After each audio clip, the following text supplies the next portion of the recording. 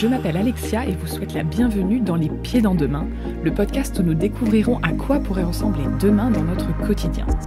Les Pieds dans Demain sont des conversations avec des personnes de tous horizons, afin de décrire comment elles envisagent concrètement demain. L'objectif de ce podcast ? Donner la parole à des personnes pleines de bon sens, que l'on a trop peu l'habitude d'entendre, afin de penser l'après de manière réaliste et authentique. Allez, venez, on va mettre les pieds dans demain. Un grand merci au Novotel Paris-Léal de m'avoir donné accès à une de leurs salles pour interviewer mon nouvel invité. Si vous passez par le cœur de Paris, profitez-en pour y faire un tour, vous ne serez pas déçus. Leur jardin privé est une petite oasis de quiétude au milieu du tourbillon parisien. Parlons maintenant de ce nouvel invité pour le 8e épisode, Les Pieds dans Demain. François a 60 ans, il vit à Paris et est, comme il le dit, toujours entrepreneur. Et en effet, vous allez vous rendre compte qu'il mène plusieurs vies de front en même temps, et c'est une des raisons pour lesquelles je voulais l'inviter dans le podcast. Il peut parler de n'importe quel sujet et y apporte toujours une note singulière, ce qui fait que, même si vous n'êtes pas toujours d'accord avec lui, il invite toujours au débat et à la réflexion. Un vrai bonheur. Du fond des mers au plus haut dans le ciel, François a hâte de découvrir demain et le transmet très bien. Nous avons discuté de nombreux sujets et j'ai moi-même beaucoup progressé dans ma réflexion. Il propose des pistes que je vais prendre le temps d'explorer de mon côté et apporter ma part à ce monde de demain en construction. Je vous laisse découvrir cette discussion pleine d'idées inspirantes et ouvrir un peu plus vos chakras. Nota bene, vous trouverez dans les notes toutes les notions abordées par François, qui ne sont pas toujours très connues, ou encore les termes anglais que ma grand-mère aime tant, mais qu'elle comprend rarement. Je vous souhaite à toutes et à tous une excellente écoute. Bonjour à toutes et à tous, bienvenue dans ce nouvel épisode Les Pieds dans Demain. Aujourd'hui, je reçois François. François a 60 ans et est toujours entrepreneur et nous allons parler de sa vision de demain. Bonjour François. Bonjour. Alors, je vais commencer par cette question la plus large qui soit, mais qui va nous permettre justement de voir les grandes thématiques de cette discussion. Comment vois-tu demain d'un point de vue personnel ? Demain, en fait, j'ai une grande envie qui est née en fait de la période du confinement qu'on a tous connu, qui n'est peut-être pas terminée, mais en tout cas, quelque chose que j'ai aimé dans le confinement, c'était les apéritifs, les télé-apéritifs. Ça permettait effectivement de garder du lien avec des amis et pas se sentir quand même isolé chez soi. Maintenant, j'ai évidemment envie d'apéritifs, mais en physique, de se retrouver physiquement avec des amis. Je pense que c'est quelque chose qui m'a pas mal manqué. Donc ça, c'est quelque chose que j'ai envie de retrouver.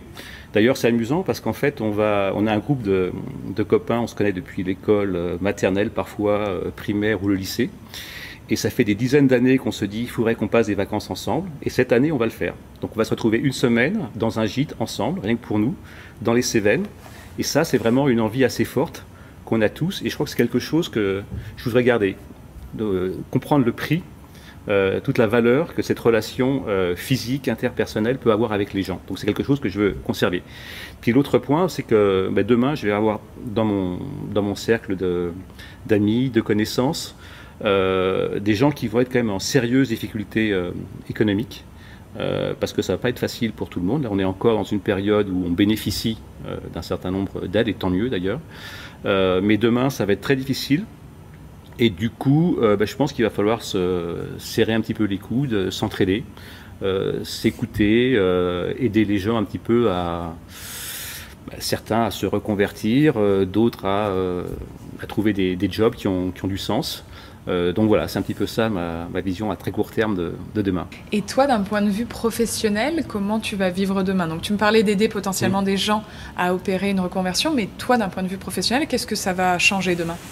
Dans ce malheur global, on va dire, j'ai quand même une chance qui est assez phénoménale, c'est que la start-up que j'ai cofondée, qui s'appelle Audio ProConnect et qui vise en fait à faire en sorte que le plus grand nombre de malentendants puissent être équipés d'être auditives, en fait, il y a un fait de marché, un fait du prince qui vient d'arriver, qui est absolument inouï, c'est qu'aujourd'hui, il en coûte à peu près 2 000 € en reste à charge pour les gens de s'équiper de l'auditive, et demain, ça leur coûtera 0 €. Alors qu'on est dans une crise qui est à la fois une crise de l'offre et une crise de la demande, je perds sur un marché où il ne peut pas y avoir de crise de la demande puisque on rend un service qui qui a une valeur phénoménale pour les gens, parce que bien entendre, c'est ce qui permet effectivement de bien se comprendre, de bien vieillir, de retarder Alzheimer et plein de choses très très positives. Mais il se trouve que par le fait du prince, par une décision que je trouve plutôt d'ailleurs très, très intelligente et qui sera économiquement rentable, demain, s'équiper d'appareils auditifs, ça sera gratuit.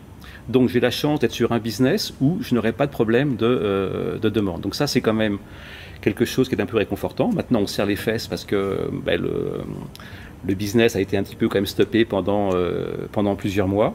Mais on a cette chance-là.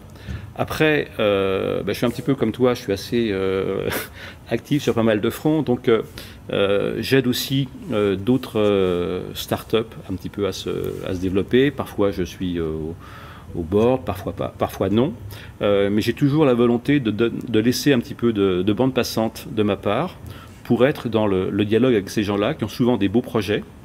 Et même le simple fait de les écouter de façon bienveillante mais en même temps un peu critique, ça les aide tout simplement parce que ça leur permet un petit peu de projeter là où ils veulent aller, leur questionnement, de faire ça avec quelqu'un qui est plutôt bienveillant, qui parfois miraculeusement peut sortir un conseil ou deux intéressants, mais surtout ça permet aux personnes de prendre un peu de distance par rapport à ce qu'ils font et d'être un peu plus clairvoyants. Donc ça effectivement c'est le deuxième aspect de ma vie professionnelle. J'ai un troisième aspect, j'aime bien transmettre, j'aime bien dialoguer, donc j'anime des séminaires, alors c'est un bien grand mot, sur le thème de la transformation digitale pour le compte de grands groupes ou de grandes banques. C'est assez passionnant pour moi parce qu'en fait, c'est des personnes qui sont souvent pleines de bonne volonté, investies dans leur job, mais qui sont souvent très intelligentes, très capables intellectuellement, mais qui sont complètement enquistées dans une routine, qui finissent par avoir une vision un petit peu répétitive de leur mission et qui manquent en fait d'opportunités pour lever le nez du guidon.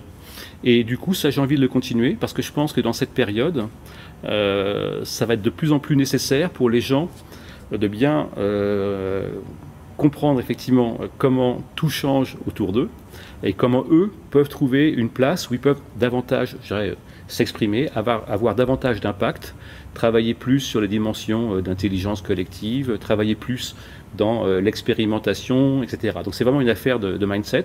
Et donc ça, j'ai aussi envie de le continuer. Et puis après, voilà, d'être un petit peu à l'écoute. Je pense que la vie professionnelle, elle a un intérêt, c'est qu'elle permet de rencontrer des gens dont beaucoup sont intéressants, passionnants, d'autres à fuir comme la peste. On sait que ça va pas le faire, c'est pas grave. On n'est pas obligé d'être ami avec tout le monde, mais en tout cas, ça permet de rencontrer souvent, d'ailleurs un peu par hasard, par sérendipité, ou simplement par un ami qui connaît un tel. Et moi, je progresse énormément avec ces échanges. Donc de garder toujours un petit peu de temps, de bande passante pour permettre ce type de rencontre. Est-ce qu'il y a un aspect de ta vie quotidienne que tu veux faire évoluer pour que demain soit un monde meilleur ? Oula faire évoluer... Non, mais là où tu as raison, c'est vrai qu'on parle de mondes différents demain, mais si nous, en tant qu'individus, on ne change pas, le monde ne va pas changer. Donc c'est vrai que c'est intéressant de faire ce travail. Me concernant, un aspect de ma vie que j'aimerais faire évoluer, c'est peut-être ça justement, c'est d'être encore plus, je dirais, à l'écoute et dans l'échange avec les gens autour de moi.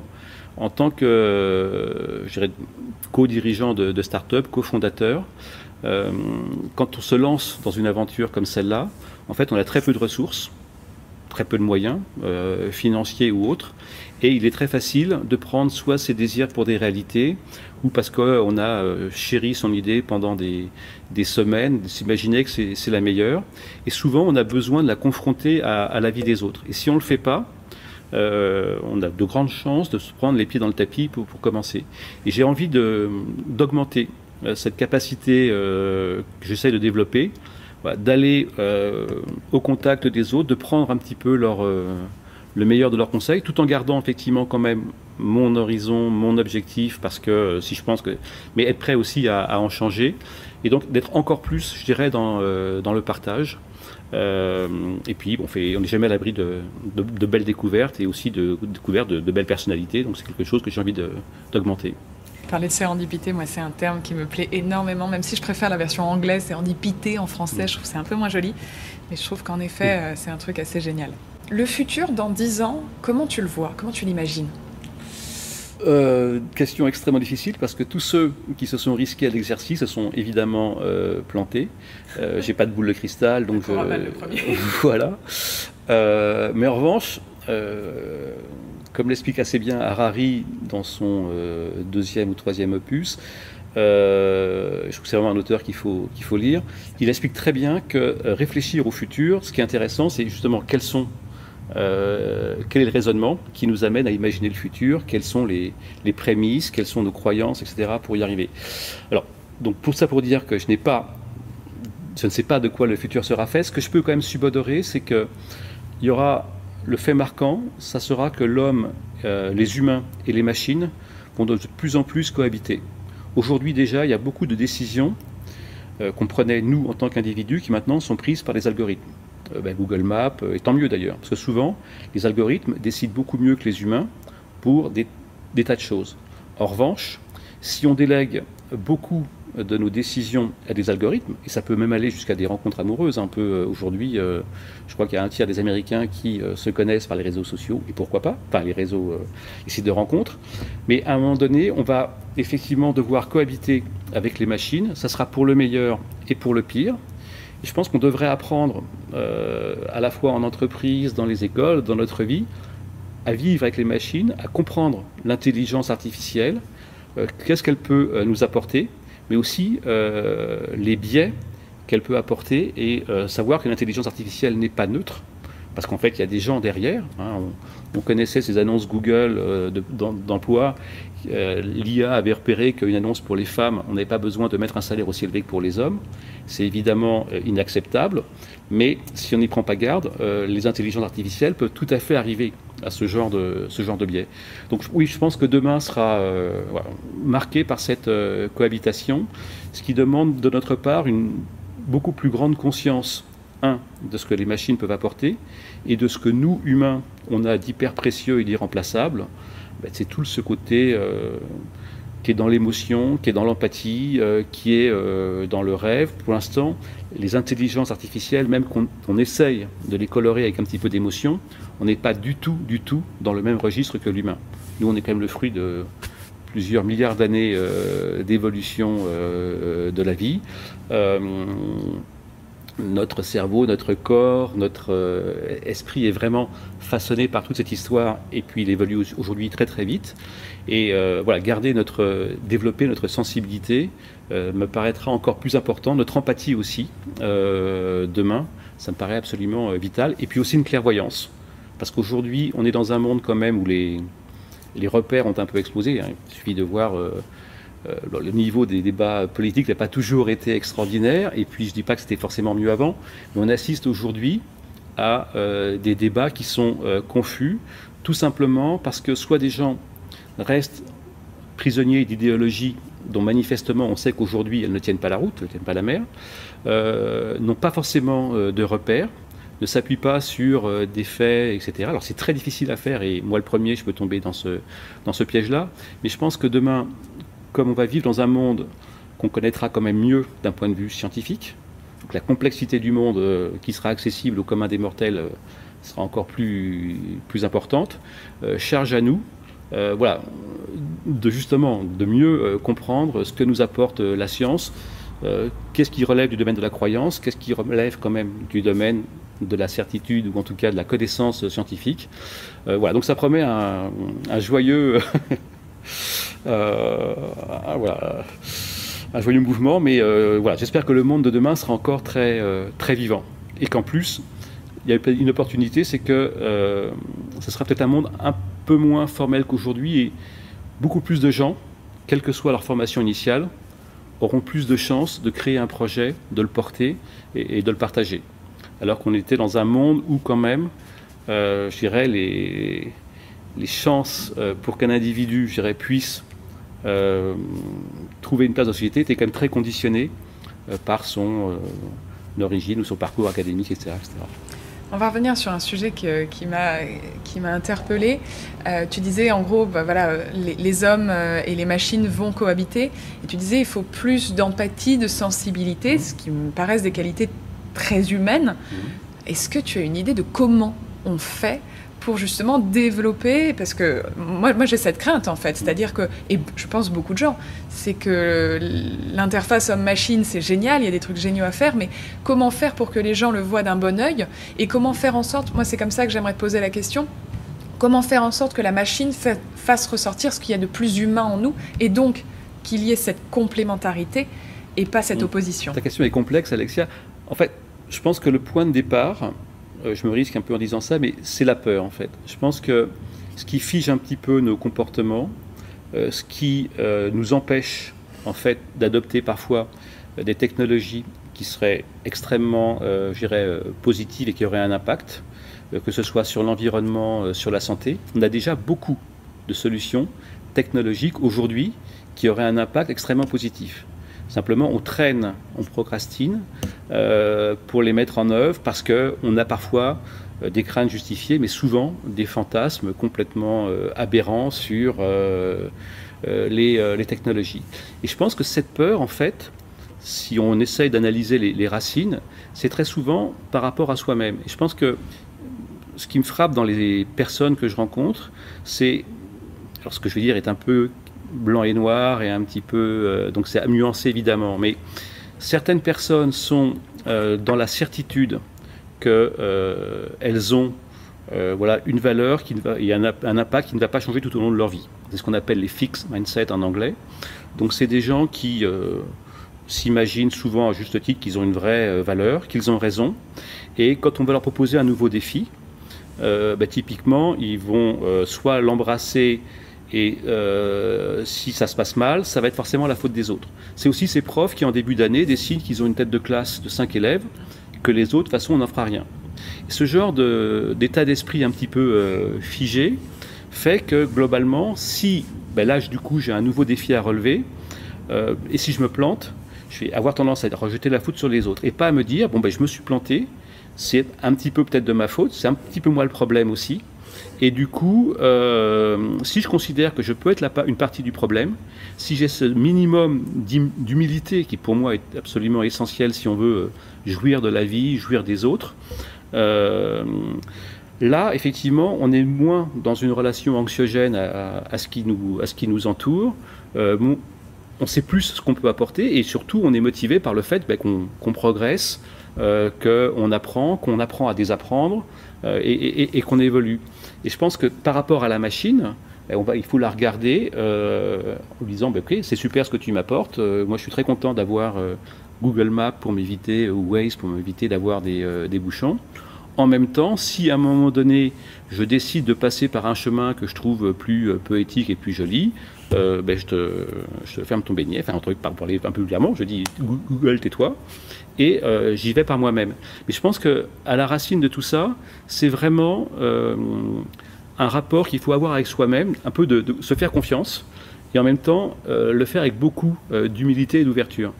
Sinon, on est figé, on crée des tensions inutiles et on n'avance pas. C'est central ce que tu dis, mais ça me paraît compliqué. Les gens aujourd'hui n'arrivent pas à trouver leur place dans la société. Ils ont du mal on voit les tensions qu'il peut y avoir à plein de niveaux. Comment vraiment faire en sorte que les gens prennent conscience de leurs valeurs ? Déjà, les gens qui ont de l'humour.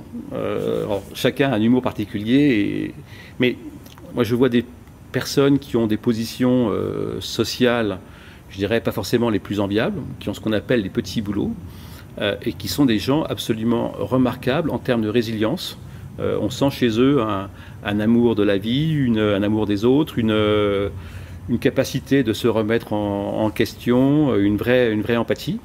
Donc c'est pas simplement une question, je dirais, d'éducation ou de niveau d'éducation, c'est vraiment une question un petit peu de personnalité.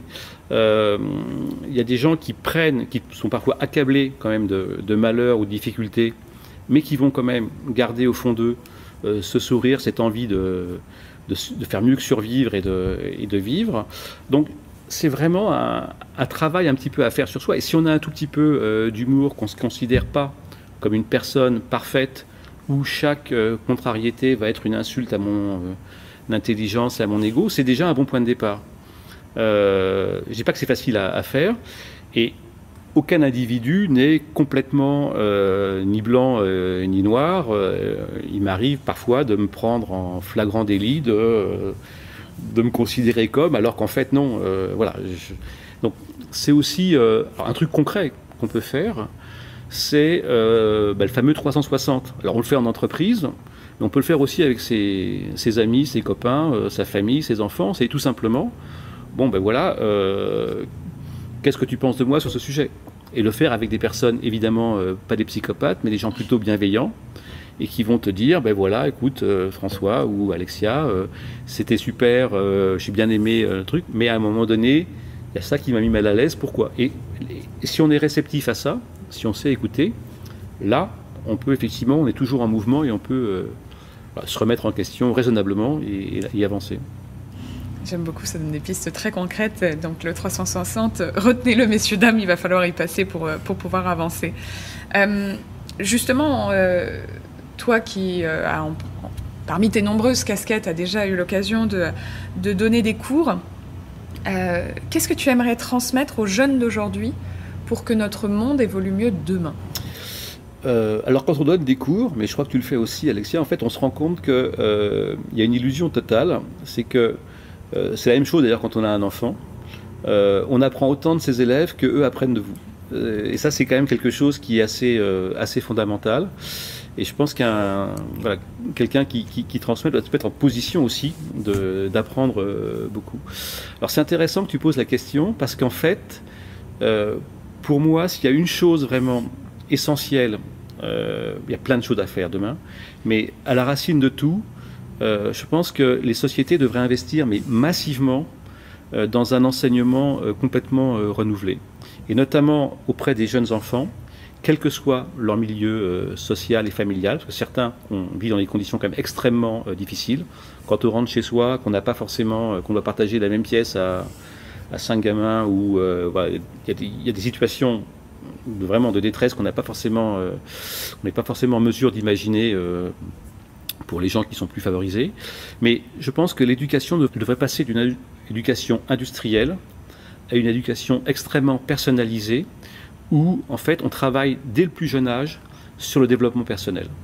C'est-à-dire faire comprendre à un gamin qu'il a toute sa place dans la société, que s'il a envie de casser la figure à son copain qui a le même âge que lui à 4 ans et demi, c'est peut-être tout à fait normal, mais qu'on peut déjà un peu en discuter. Quand il est plus grand, lui apprendre justement qu'on est tous victimes de biais cognitifs, qu'on a envie de rechercher dans nos lectures, dans nos conversations, des choses qui vont confirmer nos croyances, mais qu'il faut en être conscient. Apprendre effectivement ce que l'école fait peu, c'est tout ce qui touche aux dimensions sur quelle personne je suis, quelles aptitudes je peux avoir, quelles sont un petit peu mes limites. Et ça, c'est quelque chose qu'on fait assez peu. C'est bien de savoir que Marignan, c'était en 1515. J'ai une grande affection pour François Ier, qui a été un roi magnifique, mais bon, globalement, c'est pas... Et c'est important de comprendre l'histoire aussi. Mais bien entendu, l'éducation, c'est pas simplement vérifier des acquis et des connaissances, mais c'est beaucoup plus une façon d'être, une façon d'agir.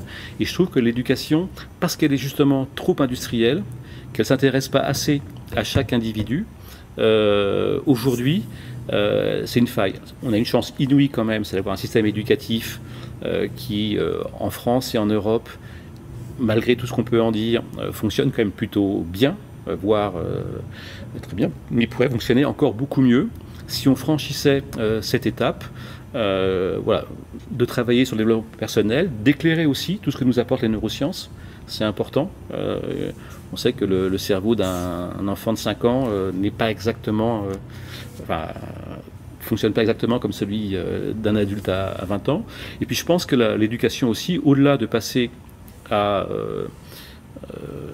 du développement personnel, intégrer les neurosciences, elle devrait être prolongée tout au long de la vie. J'ai encore plein de trucs à apprendre, j'espère, pourtant je suis avancé avant. avancé en âge, mais j'apprends tous les jours et ça, c'est génial. Et aujourd'hui, alors c'est vrai qu'on a plein de sources d'informations. Tout à l'heure, tu me parlais de certains podcasts, de certains moyens de s'informer en ligne. On peut apprendre plein de choses grâce à Internet. On peut aussi apprendre plein de choses grâce à des webinars. Mais il manque peut-être, je pense, un réflexe de se dire qu'est-ce que j'ai appris aujourd'hui, qu'est-ce que je peux apprendre ce mois-ci, décrocher peut-être de son job à mi-temps pendant quelques semaines pour avoir des formations et avoir un système éducatif qui soit beaucoup plus global.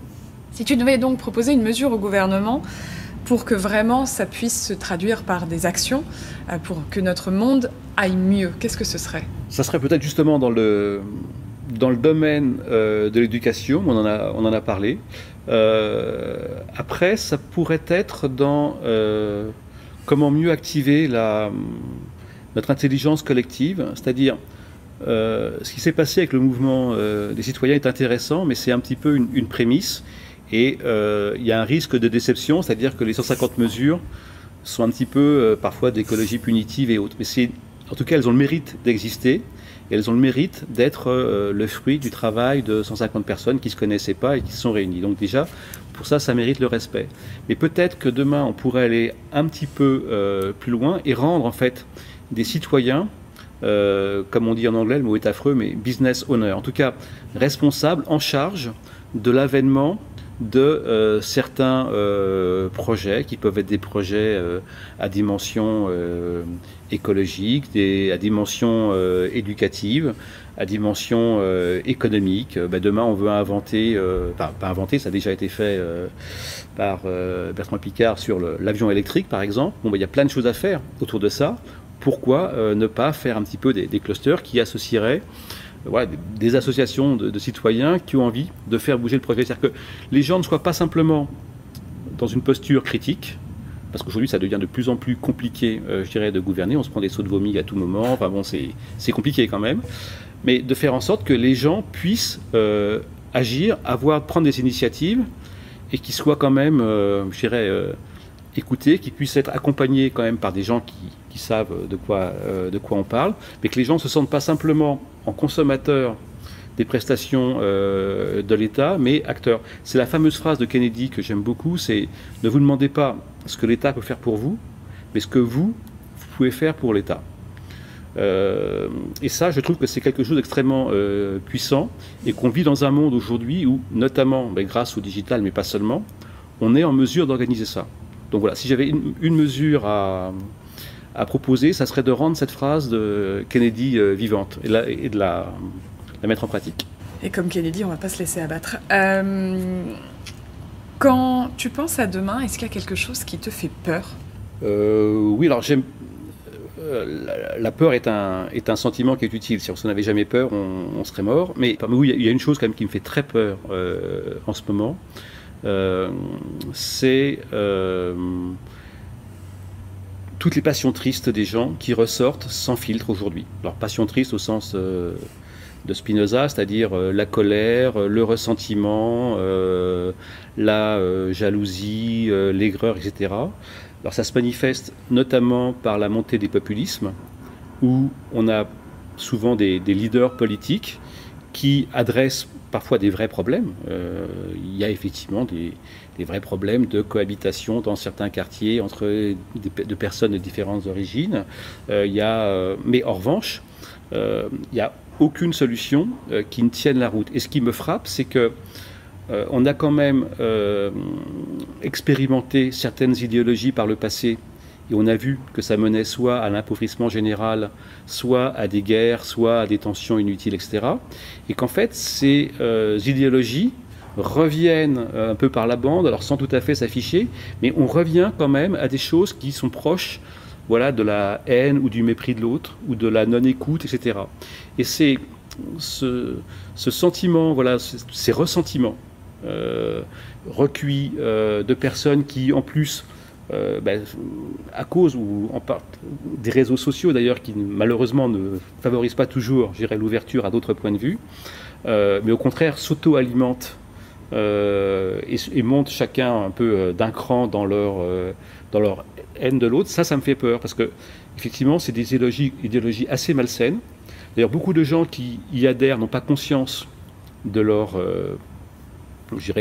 caractère malsain, au fond, mais trouvent ça comme un refuge pour exprimer leur colère, ce qui est sain d'un certain moment à donner, mais à un moment donné, on ne construit rien avec ça.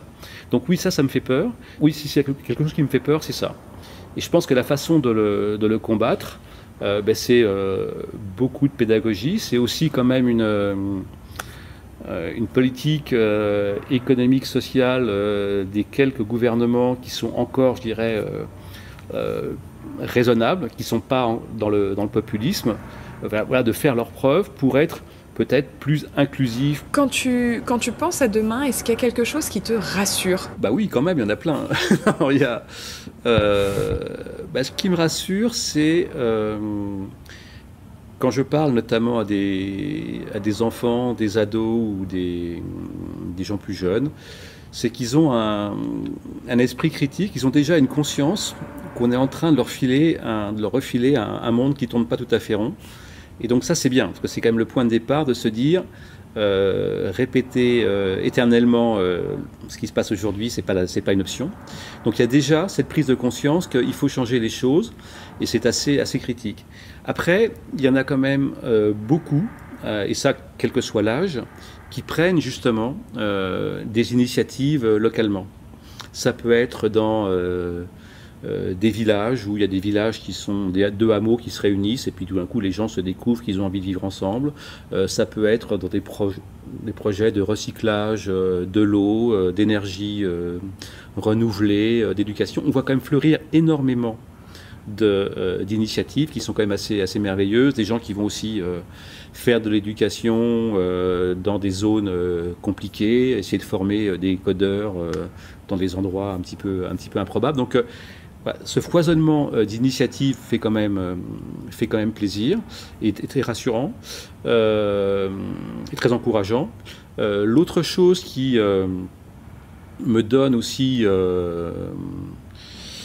de l'espoir, mais plus que de l'espoir, c'est, on en parlait tout à l'heure, c'est qu'on a aujourd'hui développé beaucoup d'outils, notamment digitaux, mais pas seulement, qui, s'ils étaient bien employés, nous permettraient d'encore mieux profiter de l'intelligence collective.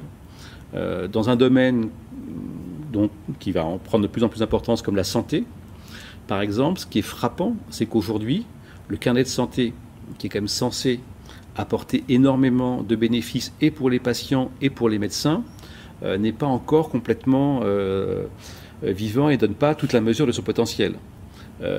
Quand tu vas voir un médecin, s'il pouvait simplement avoir tous tes antécédents, etc., ça pourrait même sauver des vies. C'est l'idée du carnet de santé. Cette idée, elle date d'il y a une vingtaine, même une trentaine d'années. Mais pour l'instant, on n'en a rien fait. Or, aujourd'hui, on a des technologies qui permettraient, au-delà même du carnet de santé, d'avoir un système de santé ultra performant, parce que un chirurgien qui opère, il a peut-être 100 ou 1000 cas en tête, une intelligence artificielle qui va assister le médecin, elle va avoir des millions de cas en tête. Donc effectivement, elle va peut-être déceler que là, il y a un truc un petit peu anormal, mais qu'il y a déjà eu 3 cas qui ont eu un profil similaire, et elle va aider le chirurgien à avoir le bon geste qui va peut-être sauver la personne. Donc ça, c'est quelque chose qui est aussi important, et comme les personnes, je pense aujourd'hui, beaucoup sont conscients que le monde est peut-être super, mais qui ne tourne pas tout à fait rond, et qu'il faut prendre des initiatives, je pense que marier des projets, alors parfois on n'a pas besoin forcément de la technologie, mais parfois la technologie peut permettre de faire des sauts qualitatifs, même pour l'agriculture, pour la pêche. Par exemple, aujourd'hui on massacre les océans, demain, parce que c'est complètement aberrant, c'est-à-dire qu'on met un filet dans un milieu naturel et on ressort plein de poissons, des dauphins, etc., dont on n'a pas forcément besoin en consommation.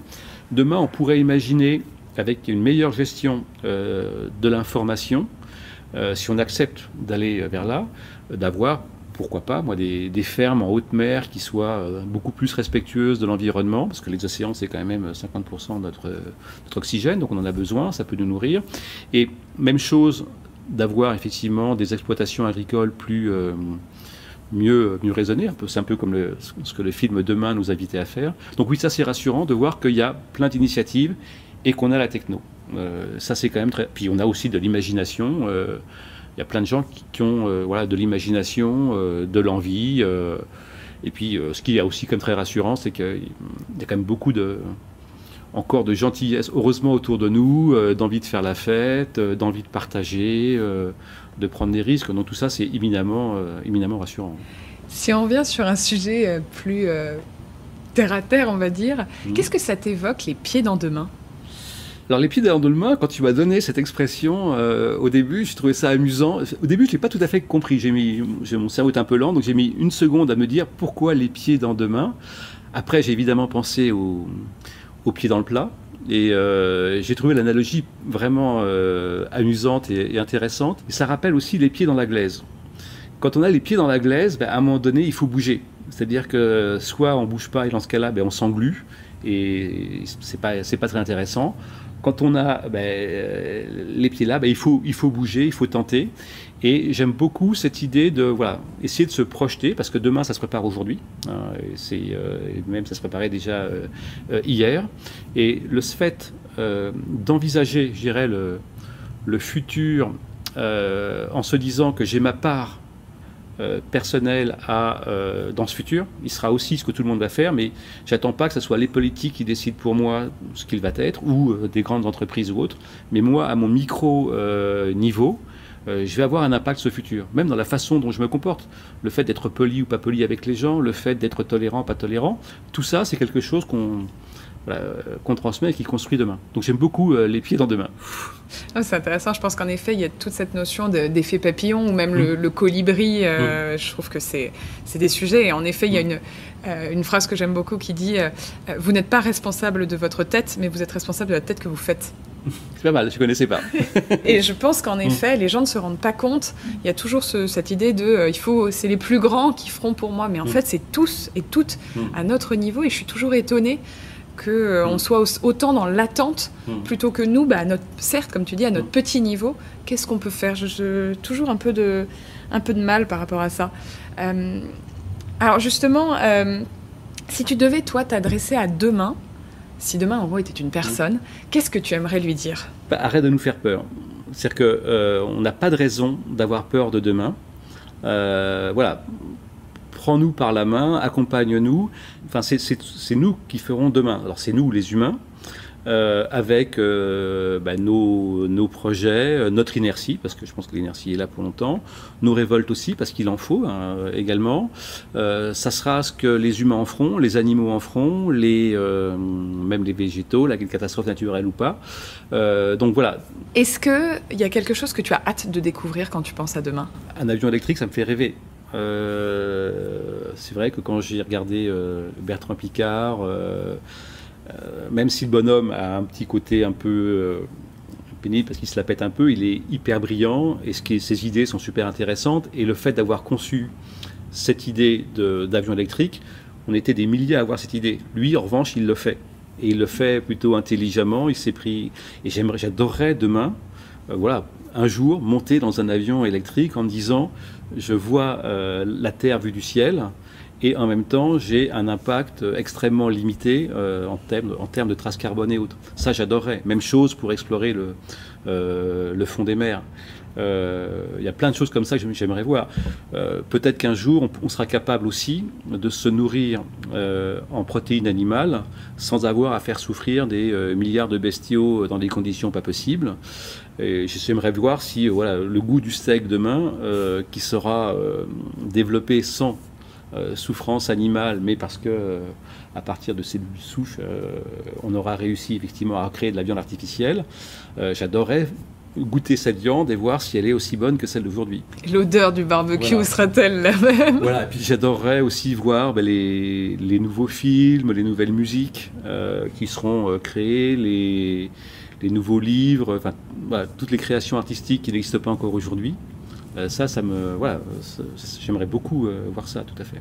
Tu sens que ce confinement nous a emmené à un paroxysme de la crise ou qu'on n'y est pas encore? Non, alors à chaque fois, c'est un peu comme en montagne. Moi, j'adore la randonnée. Et le nombre de fois où je me fais piéger après des dizaines d'années de randonnée, où je me dis, ça y est, je suis arrivé à la crête, eh ben, on n'est pas à la crête. Non, parce qu'il y a encore à marcher derrière. Je pense qu'on est effectivement sur une ligne de crête.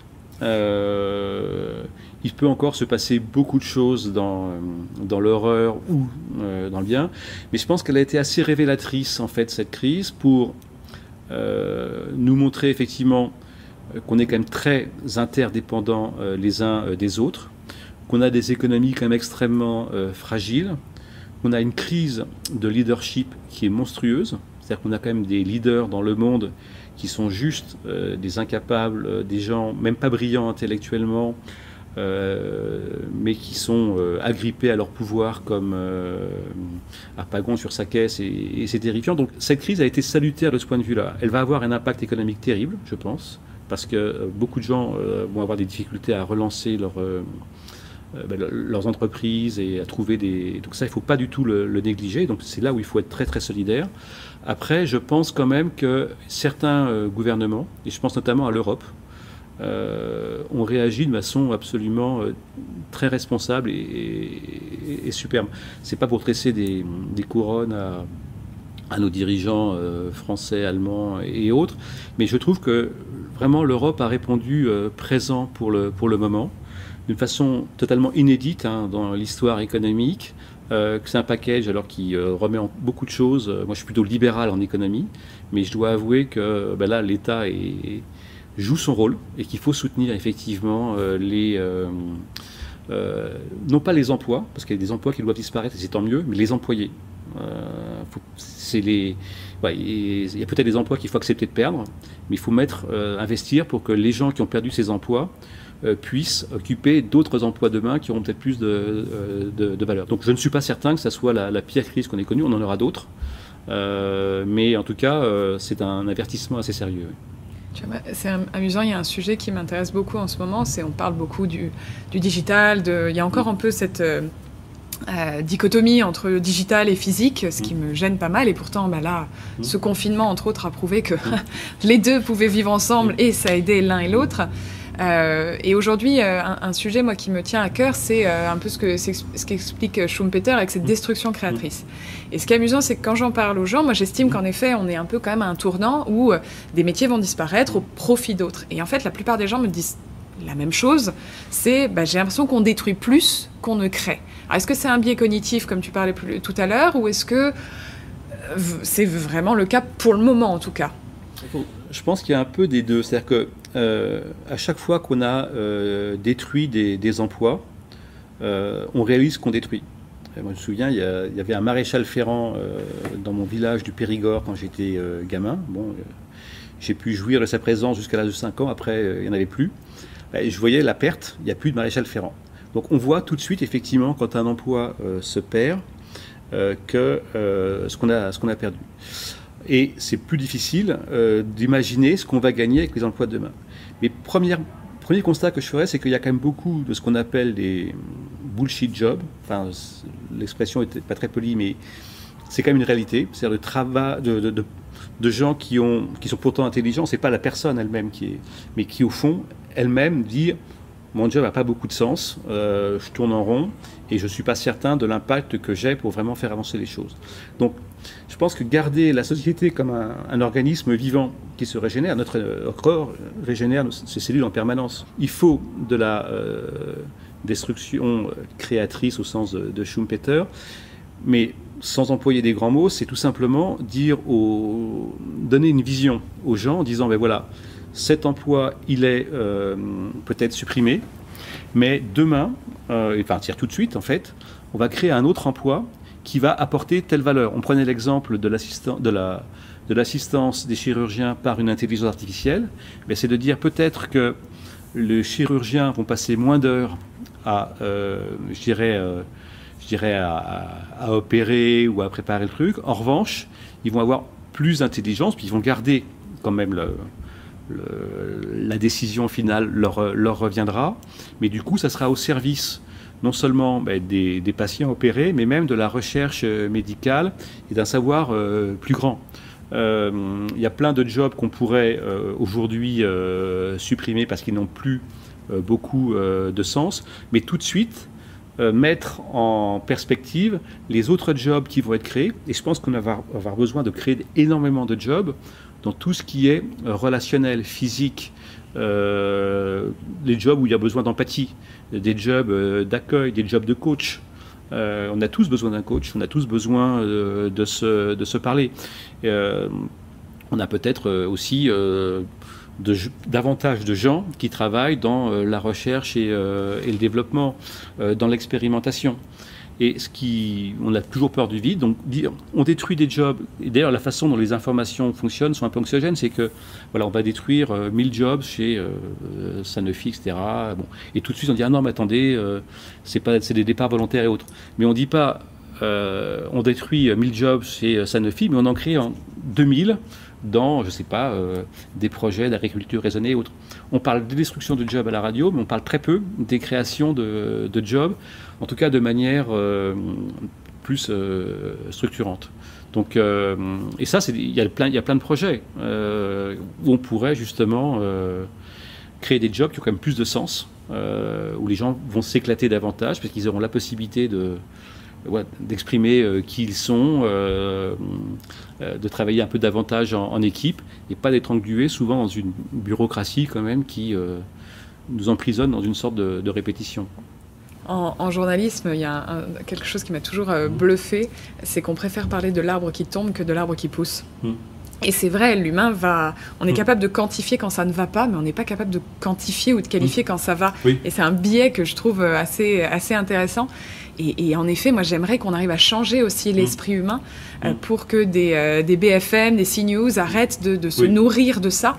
Et qu'en effet, il y a toujours, en fait, je vois à quel point c'est anxiogène pour les personnes de se dire, on ne voit que ce qu'on perd. Et en effet, je pense qu'il y a besoin d'une communication qui est dire, c'est pas qu'une destruction, c'est une destruction créatrice. Et j'aimerais que les gens mettent au même niveau la destruction que la création. Pour le moment, j'ai l'impression qu'on ne se nourrit que de la destruction. Mais il y a des choses qui vont dans le bon sens. Je trouve toutes les réflexions autour du PIB qu'il faudrait redéfinir parce qu'en fait, il ne rend pas compte d'une richesse d'une nation. C'est vrai que quelqu'un donnait l'exemple on crée une usine qui va polluer une rivière, mais ça augmente le PIB, mais ça détruit aussi de la valeur par ailleurs. Donc ça commence déjà par les mesures et d'avoir des instruments de mesure qui rendent compte effectivement de la globalité de la valeur pour les gens. Le chemin est encore long, mais j'espère qu'on va y arriver. Et c'est pour ça que je fais ce podcast, justement. Je veux des gens qui sont dans le quotidien, qui sont réalistes et qui y croient.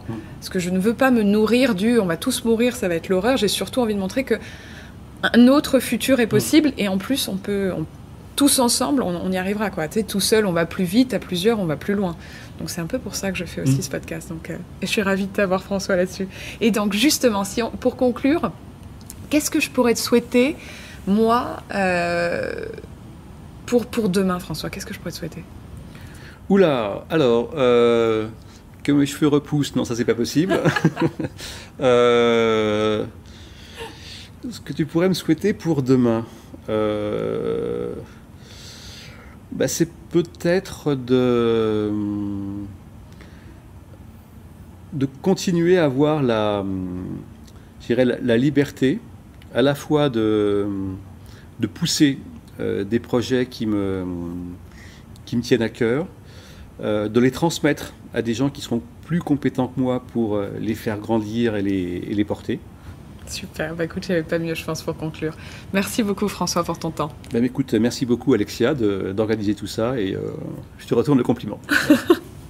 Merci beaucoup. J'espère que vous avez apprécié cet épisode autant que j'ai pris de plaisir à le préparer. Merci d'être toujours plus nombreuses et plus nombreux à écouter Les Pieds dans Demain. Continuez de me soutenir en vous abonnant sur votre plateforme d'écoute préférée, en partageant des épisodes ou encore en mettant des étoiles et des commentaires. La compétition est rude, mais je sais que je peux compter sur vous. Les Pieds dans Demain est disponible sur les plateformes les plus connues, parmi lesquelles Apple Podcast, Google Podcast, Spotify, Deezer, Podcast Addict, mais aussi YouTube. Vous pouvez suivre les aventures de mon podcast sur le compte Instagram @lespieddantsdemain 8. Et enfin, un grand merci à Karl Moreau et son professionnalisme pour le montage de chaque épisode, Camille Lalou et son talent pour l'illustration du podcast. On se retrouve vendredi dans 2 semaines pour un nouvel épisode. D'ici là, profitez bien du moment présent avant de réfléchir à demain.